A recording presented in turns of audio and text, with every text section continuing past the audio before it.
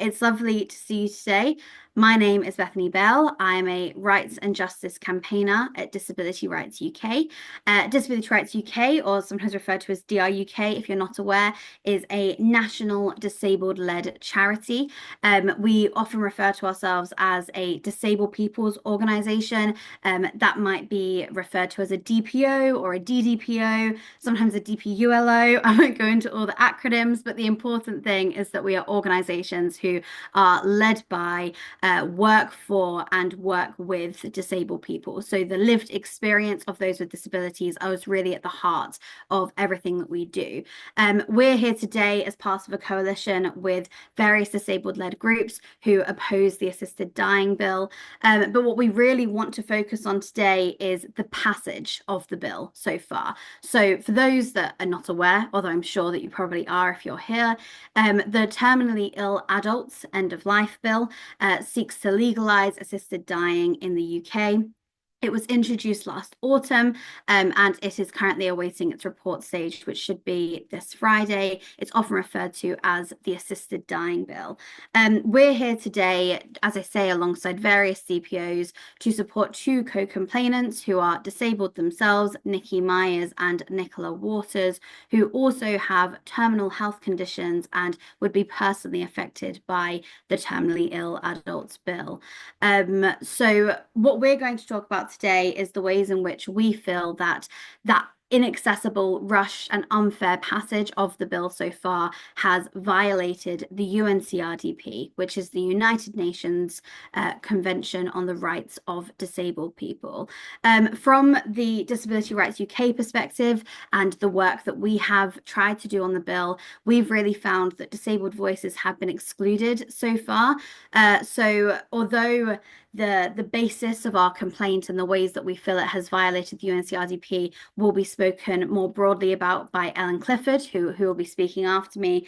From DRUK's perspective, we were the only disabled-led organisation that was asked to provide evidence to the committee.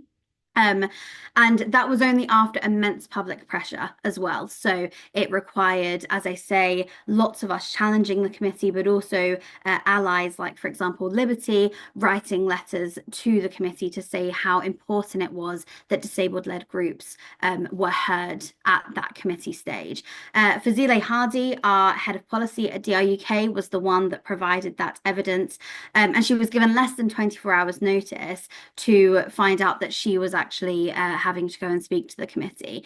No questions were given to her in advance, no information was provided in advance about the scope of what she might be asked about, and her reasonable adjustment was also denied. So for context, Fazile is visually impaired, and she requires someone to meet her at Westminster Station and guide her to where she needs to be.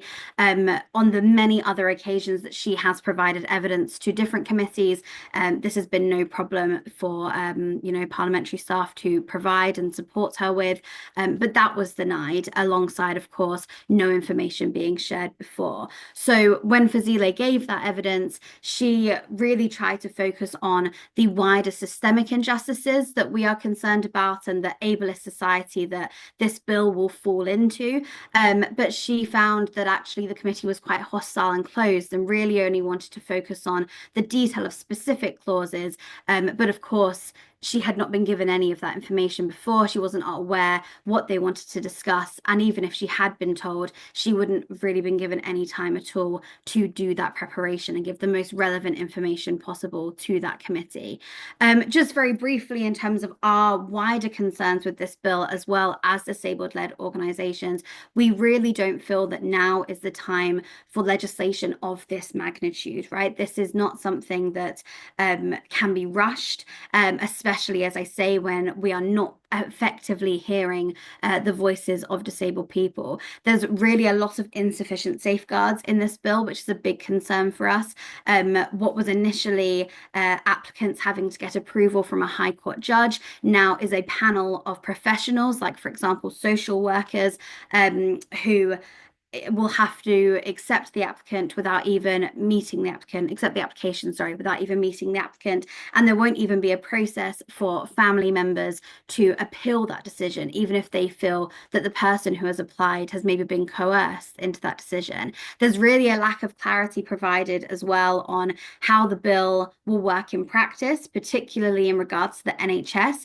As we know, of course, the NHS exists on the function of doing no harm. So this would require a huge culture shift in not only transforming the function of the NHS, but also our relationship to healthcare professionals, and also this obligation to make assisted dying available, but alongside no similar enforceable right to independent living, would mean that actually in practice, it could become easier in the UK to access assisted dying than it is currently, how easy it is at the moment to access adequate housing, social care, palliative care. As we know, of course, hospices are mostly funded by charities at the moment. And again, just to really place that in some heightened context at the moment of the fact that this is to the backdrop of the government's recently proposed cuts of £9 billion to social security. It's also in the context as well of the bill's impact assessments displaying how much money they believe legalizing assisted dying could save the NHS, which of course is completely inappropriate for us to focus on at the moment, when what we really are overlooking so often is the way that these essential services are currently failing to assist us to live. So I'm now going to pass on to Ellen Clifford. We will then hear from our co-complainants, and we will hear from Liz Carr from Not Dead Yet as well, who is going to talk about the ways that she has been supporting through Not Dead Yet. But yeah, first I'll pass on to Ellen, who is part of the steering group for Disabled People Against Cuts, and one of the co-chairs of the UK DDPO Monitoring Coalition, and she's going to explain the focus of the complaint and the basic grounds.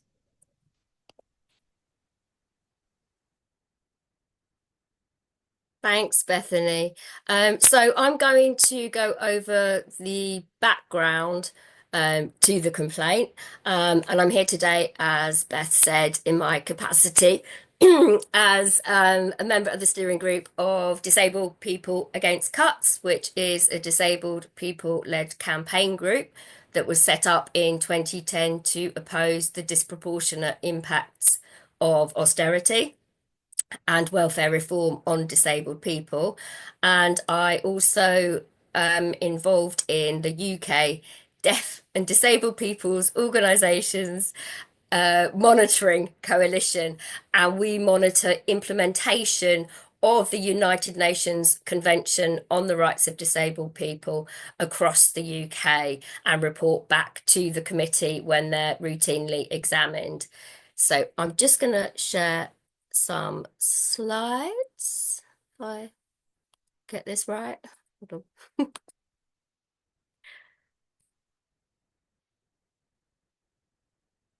Okay, where's the...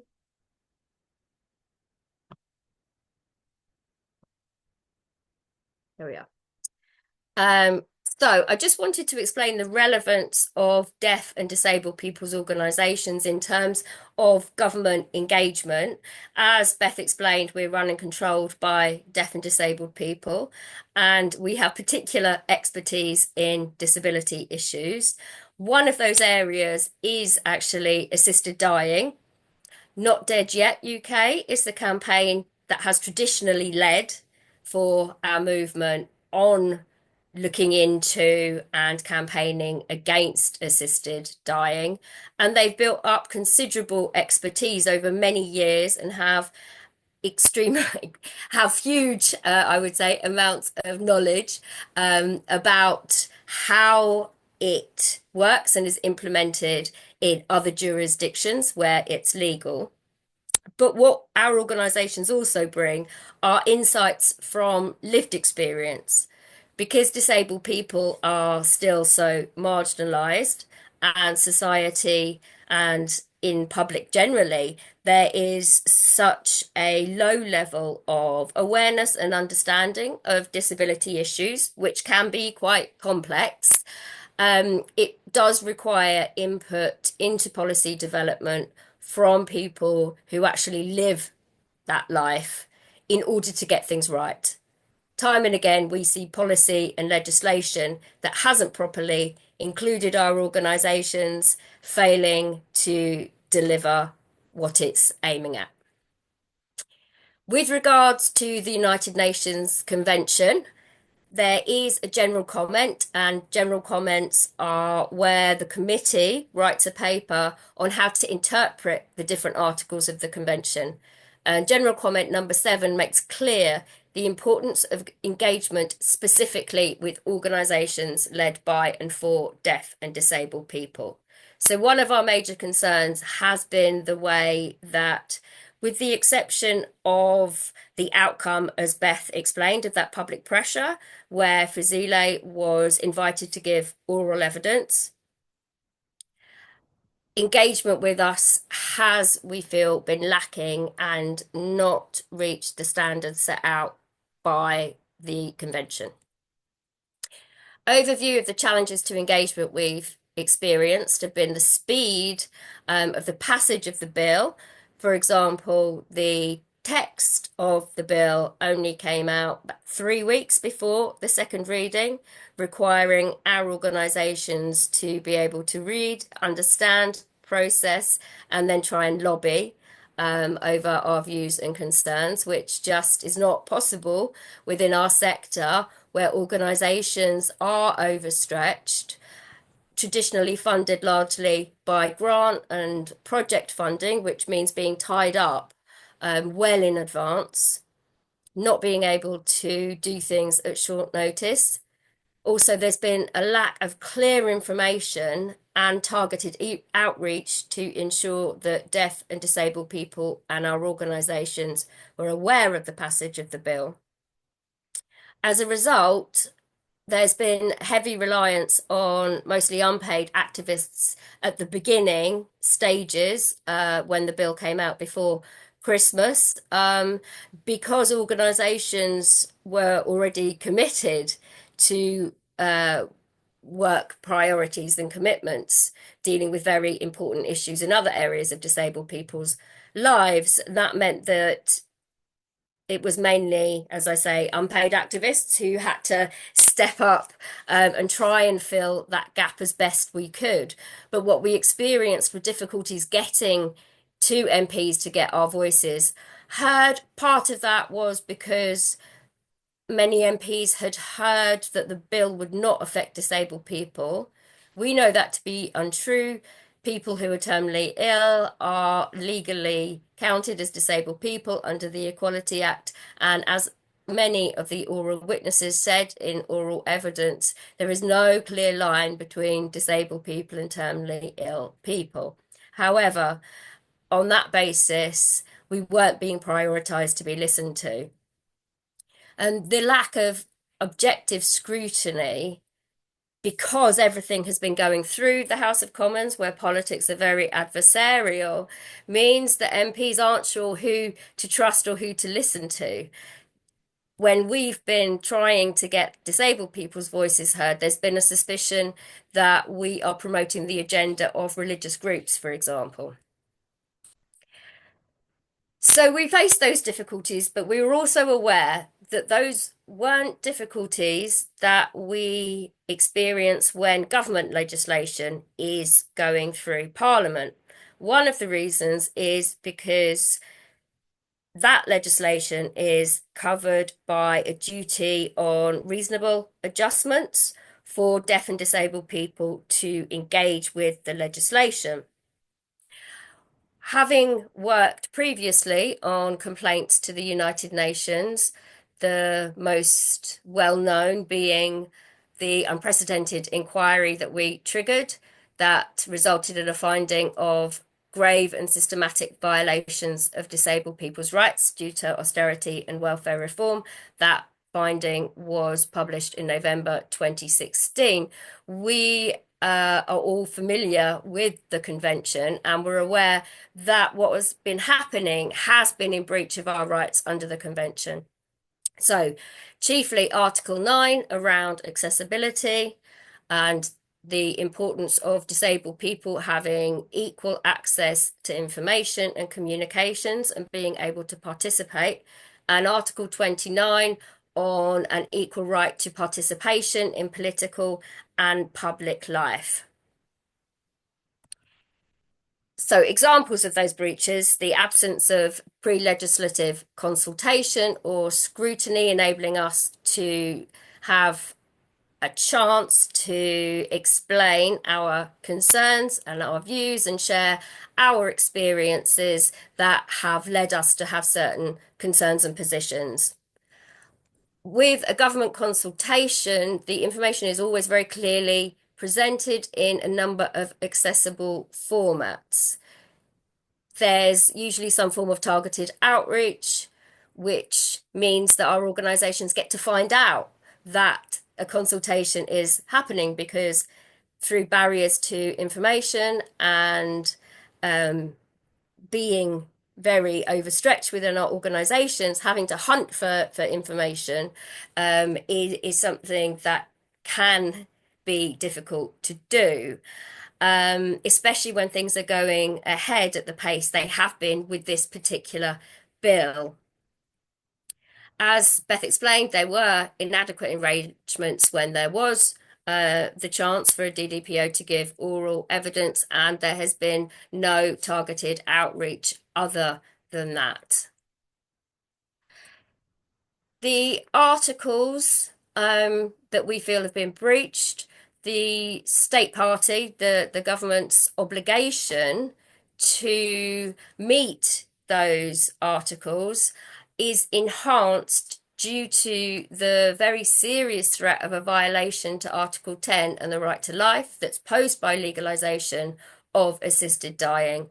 Also, the context that gave rise to the special inquiry that I mentioned, with now further plans to cut disability benefits, and also now we have the announcement to axe care work visas. So both of these things will make the conditions and living standards of disabled people considerably worse, which means that the threat of people choosing to end their lives when they don't want to, but because they feel that they are unable to continue on due to a failure by the state to provide services for which those people are entitled. So that's a very quick overview, and I think best now to hear from the complainants themselves. Thank you so much, Ellen. First off, we're going to hear from Nikki Myers. Just wait for her to be spotlighted on Zoom. Perfect. Go ahead, Nikki. Hi, my name's Nikki Myers. I've been a disabled person my entire life. And at the age of 44, I was given a terminal diagnosis of pulmonary fibrosis. I was not considered to be a good candidate for organ transplant. My situation now is that I am bedbound, but I've made a good life for myself, a good enough life. During lockdown, I learnt how to draw and paint through online courses, and I now sit on the advisory board of a national education charity for adults. And until recently, I taught music classes to adults online. I'm still able to take part in the lives of my children and my 6, soon to be 7 grandchildren. I have okay days and I have some awful days, but compared to many people with a similar diagnosis, I'm pretty lucky. When I first read the bill, my first thoughts were for those palliative care patients and sick and disabled people who don't have their basic needs met. I have funding for continuing healthcare for my care. And yes, it's reassessed every year and it could be taken away for some random reason. The assessments are exhausting and stressful, but the care keeps me out of hospital in the main. I also have the support of my local hospice, Arthur Rank, and without that, I would not cope. They've helped me with medical and practical issues. Recently, their physio and occupational therapist spent 2 hours in my home trying to improve the quality of my life. We have weekly social Zoom calls as well. And that social interaction with people in similar situations to me is crucial to my well-being. The staff at the hospice helped me create a very detailed advance directive about what I want and what I don't want in terms of treatment and intervention, both now and as my condition progresses. The document the hospice doctor wrote with me sets out that in my final days, medical care can be provided at my home and will include intravenous sedation and painkillers that might negatively affect my breathing, and it may slightly speed up my death. And this is totally legal and available to people under the hospice, but not everyone has access to such a service, yet they should. And it should be 100% funded by central government.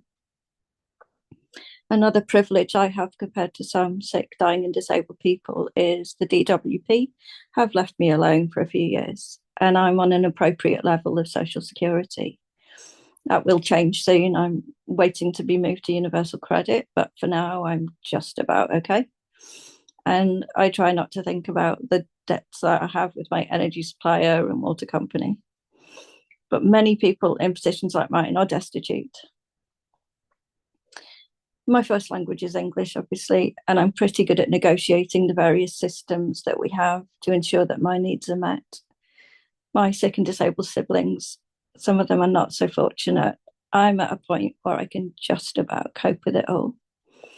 If anything goes wrong with my care, my medication, the level of isolation increases, my ability to do activities I enjoy, if my financial stability is affected, my mental health suffers. And perhaps if I was asked about assisted dying at those low times, maybe I'd say yes, because the fundamental things that I need aren't in place. And so many people have never had those fundamental needs met. And I strongly believe that the UK should not be asking these questions about assisted dying until every system we rely on and service we need has been provided. What I also worry about with this bill is it will change my relationship with my doctors and the medical profession. It's already been damaged. I was one of the people called by a GP I'd known for years who asked me very abruptly if I would sign a DNR in the early months of COVID. It wasn't really a question. I just pointed them to my advanced planning documents, but that conversation was damaging to the relationship. And I feel that this will get worse if this bill passes into law. I would constantly be questioning whether or not they wanted to treat me. Disabled, sick and dying people already know that healthcare is being rationed. And further cuts to essential services have just been announced, including to palliative care. We have to be such strong advocates for ourselves and for each other already. This legal challenge to the UN centres on how the bill is being introduced, like via a private members bill. They've only just published the impact assessment last week, and it's so long that I've not had the capacity to read through it properly yet. I really hope the bill is dropped or delayed so that MPs, many of them still new to the role, have time to scrutinise the assessments, familiarise themselves with the amendments recommended by the committee, and many of them are around the removal of safeguards. Our complaint alleges multiple breaches of the UN Convention on the Rights of Disabled People. At the very least, our hope is that the complaint will raise awareness of how helpless and devastated disabled people feel about this bill. Sadly, the pledge to incorporate the UNCRPD into UK domestic law was quietly dropped from the Labour Party manifesto before the last election. We're also increasingly aware of the simultaneous attacks on our basic needs as disabled people. The proposed changes to personal independence payments, universal credit, the withdrawal of universal winter fuel payments, cuts to health services, and the social care system in crisis. In my statement, in the complaint, I talk about the inappropriately fast pace of the progression of this bill. I have no doubt that this supercharged timetable is a factor in causing the absence of important safeguards to test the workability of the bill. There have never been accessible versions of the bill published, like an easy read or a BSL version, and there's been no targeted outreach to affected groups such as hospice service users. The consultation period for the members of the public was inadequate, to say the least. Only one DPO was invited to give evidence, and they had 24 hours notice. I tried to give my perspective on the bill directly to MPs. They were all invited to a meeting with around 6 disabled people who would be directly affected by this bill. And not one MP turned up. One person sent a researcher. We all contributed to a report, again sent to all MPs, but nobody wants to listen to us, so we're turning to the UN. I watched the debate for the second reading closely, and so many of the arguments in favour of the bill were riddled with disablism. People think they couldn't go on living if they saw that happens, and God forbid they need assistance with personal care. Those views devalue the lives of everyone who require assistance to do everyday tasks, including palliative care patients. It's almost as if people think they never need help with anything at all. People can and do adapt all the time to acquired disabilities, long-term health conditions, and terminal diagnoses. The human spirit is amazing. My online hospice rooms are filled with tales of expert problem solving, so much love and support, and a fair amount of raucous laughter. If there is a political will to fix the fundamental services and support structures that palliative care patients rely on, then maybe one day it will be ethical and safe to have a national conversation about assisted dying, but that time is not now.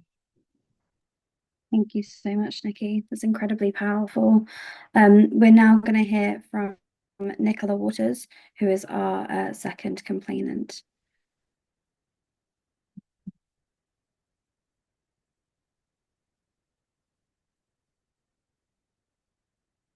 Just give a minute for Zoom to do it. Sorry, I was just unmuting. That's all right. I'm just waiting for you to be spotlighted. You don't seem to be on. Oh, sorry. Perfect. That's all right. Go ahead, Nicola. Okay, so my name's Nicola Waters. I live with motor neuron disease, which is a terminal illness, and it's one of the diseases that's often given as an example of why we need assisted dying. The lifespan of somebody diagnosed with MND is usually about 2 to 3 years. I've lived now for 6 years with the disease, but it would not be possible for me to live without the care that I get from the council, the care from my team at the hospital. So much like Nikki, I'm reliant on quite expensive care to keep me going, but I have a very good quality of life despite being very disabled. Before I was diagnosed with motor neuron disease, I spent a long time working in Whitehall as a civil servant, and I saw a number of government bills going through Parliament, and a key part of that is consultation, and really a minimum of 12 weeks consultation for government bills. And I've been horrified at the complete lack of consultation on this private member's bill.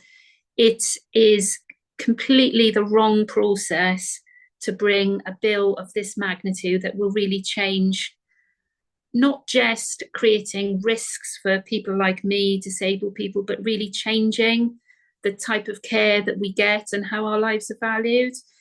I've made a note of some of the implications of this bill, and it's not just about whether someone agrees to end my life for me, but the fact that if this bill were passed, every meeting that I have with a medical professional, I might be offered assisted dying. How would that make me feel? How would that make me trust the people that are looking after me? Even if I was found to be having a mental illness or depressive episode, that would not stop me being able to access assisted dying, despite the fact that after the first 6 months after a diagnosis of MND or a terminal illness are a period when people naturally would feel depressed. But often, as Nikki said, we learn to live with living with terminal illness. We learn to live with disability. It is possible to have a good life, even though many people feel that isn't possible. Some of the other really worrying features of the bill, which just, I think, really underlines the lack of consultation of people with practical experience. So there'd be no, I could go to a doctor, probably specialising in assisted dying, that's probably what the service will be. There'd be no requirement to speak to my hospital consultant, no requirement to inform my family. If they find that I'm not eligible, I could just shop around. The panel that would make the decision would not need to meet me, has no investigatory powers, cannot summon witnesses. So there's absolutely no attempt to really look at whether it's appropriate for somebody to seek assisted death. It just seems to be really assisted suicide on demand. One of the things that really worries me, particularly with my disease, motor neuron disease, which is pretty bad towards the end, is the fact that there's this assumption that assisted dying is a peaceful death. And actually, we have no research on whether that really is the case, given that the drugs that are used in some assisted dying regimes are the same drugs that are used on death row in the US, which have been shown to induce a feeling of drowning. I would question people within my community as to whether it is a better option than the care that Nikki's described, that it is possible to get from a hospice and from palliative care consultants. So I'm really proud to be able to be a co-sponsor of this appeal. We deserve better, and I hope that MPs will listen and vote down this bill. Thank you. Thank you so much, Nicola, for sharing that. We're now going to hear from Ailidh Musgrave, who is not one of the co-complainants, but is also providing an individual statement of support and explaining how the bill would also personally impact her. Thank you. Hello, I hope everyone can hear me all right. My name is Ailidh Musgrave and I'm currently 28 years old. I was diagnosed with anorexia, aged 13 and hospitalised. The psychiatrist told me I would have died within the week had I not been admitted for IV fluids and nasogastric tube feeding. For the next 13 years, I had 9 more admissions for treatment of anorexia and severe depression, which was eventually diagnosed as emotionally unstable personality disorder. I had a major relapse in 2017 that lasted for 2 years, as no beds could be found willing to take me with my additional risks. In 2019, aged 22, my parents were asked to take me home from a Glasgow hospital after the psychiatrist insisted I was more complex than he was led to believe, 72 hours into my stay. A local general psychiatric unit consultant refused my community eating disorder team to come and support me on the ward during mealtimes. I deteriorated from his neglect, and after a month he sent me to the medical hospital as I was too dehydrated to stay. Here I had no psychiatric oversight or input and refused any rehydration or feeding support. My mum kept me alive in that room for a further month by coming in 2 or 3 times a day to encourage me to eat what little I would allow myself. My BMI was in the life-threatening threshold by the time a bed became available in London. This proposed assisted dying bill frightens me because I know that if a legal framework was in place 6 years ago, I could and would have accessed it to end my life. I was in an utterly hopeless place. All my reports stated I was not engaging in treatment and therapy and that I was complex. When my BMI was so low in 2019, and after having a seizure in response to a routine injection, I would have fallen into the less than 6 months to live category and no doubt that would have been from the physical complications of severe malnutrition and dehydration. I was surviving on about 600 calories a day and a maximum of a litre of fluid for over 2 months. The renal and cardiac impact of that intake would have been catastrophic if allowed to continue. The bill does not protect those with eating disorders, as we can qualify through physical terminality. The exclusion criteria is only a mental illness, but eating disorders and significantly anorexia have the bodily impact as well, like multi-organ failure, malnutrition, osteoporosis, and the majority of eating disorder deaths that are not suicide are due to heart attacks and failure. I have now been in recovery for 2 years and discharged from my last hospital in April 2023 after 4 years of treatment under a Section 3 of the Mental Health Act. I am so grateful to be alive, to be able to say that I have overcome anorexia. Thinking about this bill and how so many people may not be able to say the same thing breaks my heart. Because for so long, I truly believed my entire life would be spent in and out of hospital, and eventually suicide would be the death of me. I have found keeping up with the bill process difficult. It has been kept very quiet until more recently, and the only reason that I know about it and have become so involved was because I was part of a group of campaigners working on contributing to the APPG for eating disorders on their national strategy.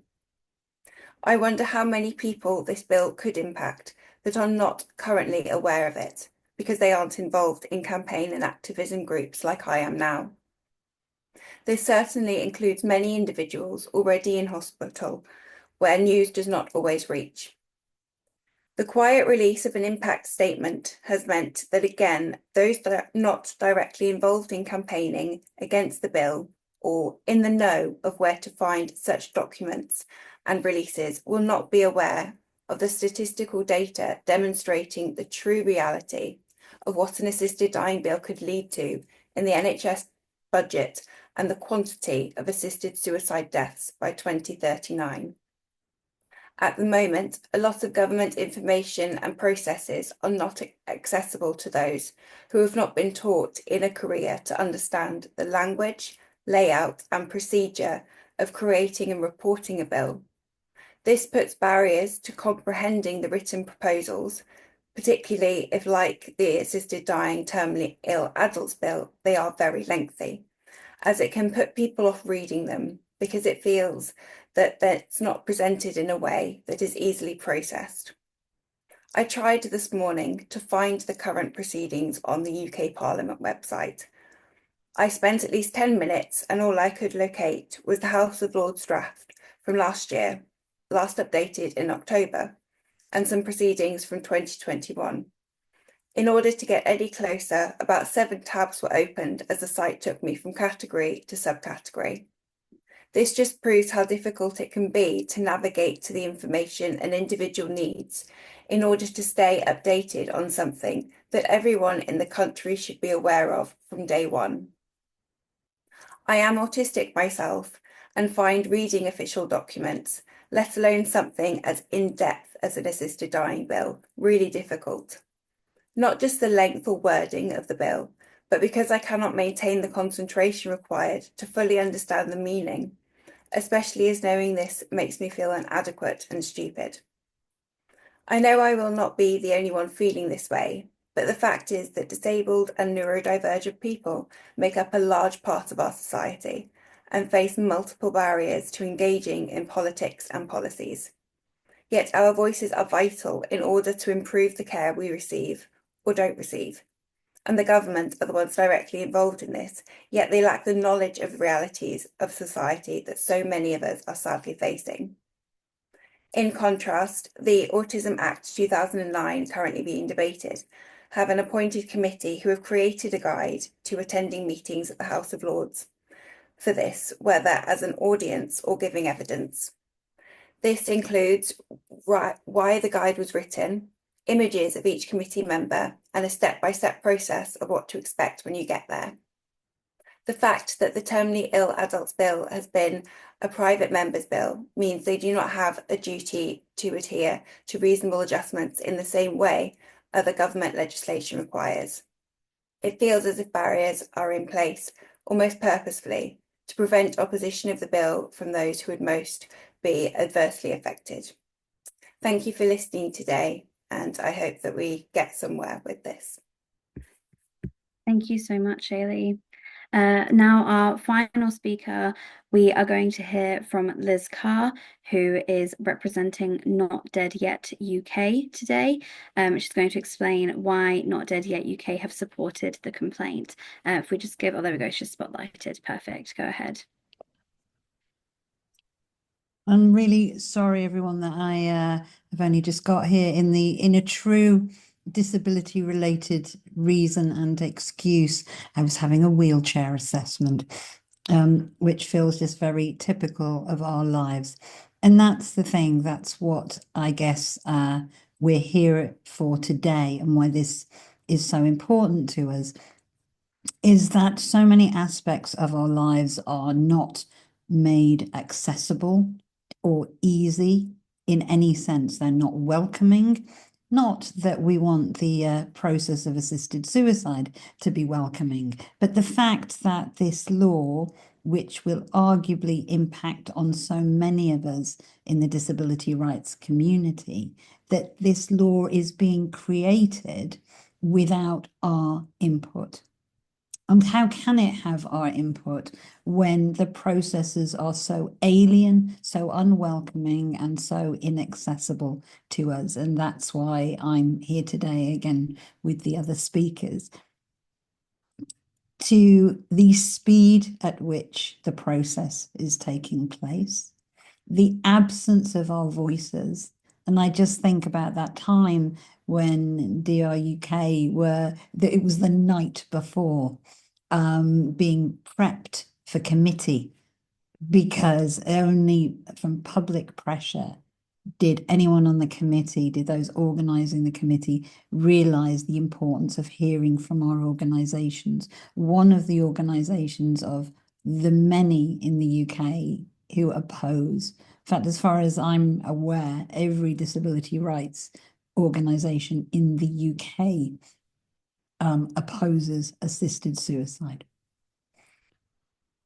It's absolutely crucial that we are therefore involved in every part of the process that's possible. Information, so that we can see what is happening with the bill, the amendment process, so that we can feed into that, the evidence contribution. Not Dead Yet, where I'm representing today, we were not aware of the deadlines around providing evidence to the committee until right at the end. We had a very short and limited time, and that's despite the fact that we have Baroness Jane Campbell and Tony Gray-Thompson very involved in Not Dead Yet, that even people who were very aware of those processes, we were still caught with very little notice. And we know that putting together information, expressing ourselves takes time, and to get it right, and to be using rules that are usually very inaccessible for us, using legal terms, using parliamentary terms to respond to what our concerns with.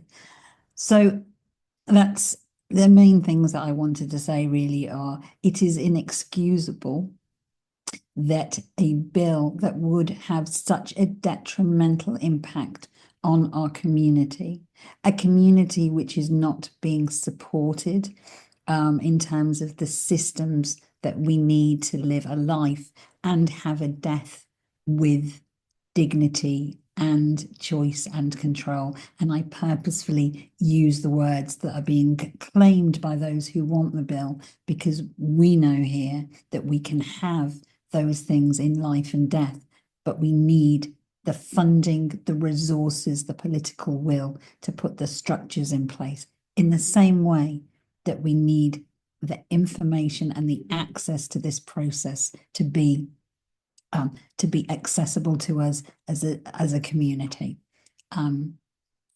That's what I wanted to say. That's what my notes say. Thank you so much, Liz.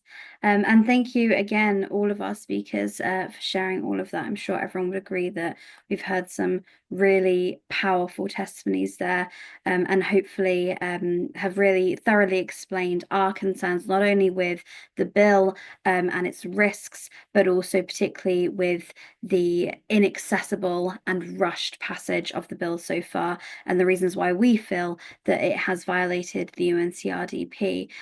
We're